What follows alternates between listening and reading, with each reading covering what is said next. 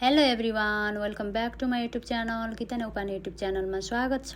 तपाईहरूले मेरो हातमा करेन्ट नुडल्स देख्नुभएको छ साथीहरू। सो मैले आज चाहिँ करेन्ट नुडल्स बनाउँदैछु। सो मैले चाहिँ आज current noodles first time try गरेको। सो मैले धेरै खासै बाहिरको स्पाइसी खाँदैन। सो जसले पनि करेन्ट नुडल्स खाएको भिडियो देखेपछि चाहिँ मलाई पनि कस्तो हुँदैछ भनेर सो ट्राई गर्न मन लाग्यो। सो मैले चाहिँ करेन्ट नुडल्स ल्याएर त्यसलाई फोरेर पानी बसालेर कराईमा पानी बोइल भइसकेको छ र करेन्ट नुडल्स चाहिँ मैले बोइल गरेको पानीमा राखिदिइसकेको छु। तपाईहरू देख्न सक्नुहुन्छ पानी चाहिँ उम्लिँदैछ साथीहरू, तपाईहरू देख्न सक्नुहुन्छ। करेन्ट नुडल्सको लागि चाहिँ खासै केही गर्नु चाहिँ पर्दैन। सो मैले चाहिँ यता अर्को प्यानमा चाहिँ दुईटा अन्डाहरू पनि बोइल गरेको छु, तपाईहरू देख्न सक्नुहुन्छ। र यता करेन्ट नुडल्स पनि त्यसको पानी सुकिसकेको छ साथीहरू। अब त्यसमा चाहिँ त्यो करेन्ट नुडल्समा हुने हुन्छ नि सुपहरू, भेजिजहरू, ड्राई भेजिजहरू त्यो राख्दैछु, तपाईहरू देख्न सक्नुहुन्छ।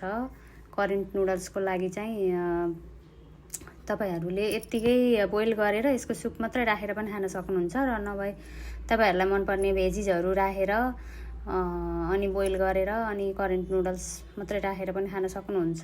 मैले चाहिँ यत्तिकै पानी बोइल गरेर र यसको सुप मात्रै राखेर ट्राई गर्दैछु। सो सुपहरू चाहिँ एकदमै पिरो हुन्छ भन्ने सुन्या भएर मैले चाहिँ एकदम थोरै राखेको छु, तपाईहरू देख्न सक्नुहुन्छ। धेरै रेड पनि भएको छैन।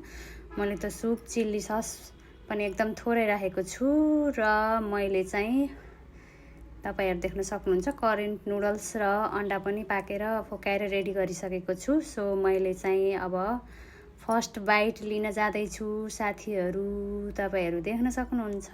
मेरो चाहिँ यो करेन्ट नुडल्सको फर्स्टचोटि ट्राई गरेको। सो मलाई चाहिँ एकदमै मिठो लाग्यो।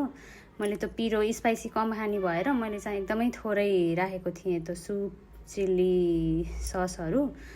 सो मलाई चाहिँ एकदमै मन पर्यो। त्यो सुपहरू पुरै राख्यो भने चाहिँ सायद मैले खान सक्थेन, एकदम थोरै राखेको थिएँ र ओभरअल मलाई चाहिँ मिठै लाग्यो, टेस्टी नै हुँदो रहेछ। सो साथीहरू, तपाईहरूले पनि अहिलेसम्म करेन्ट नुडल्स टेस्ट गर्नुभएको छैन भने अवश्य पनि एकचोटि बनाएर खान सक्नुहुन्छ। तपाईहरूलाई मेरो भिडियो कस्तो लाग्छ, मन पर्यो भने लाइक, सेयर एन्ड कमेन्ट गर्नु होला। Love you all, bye by.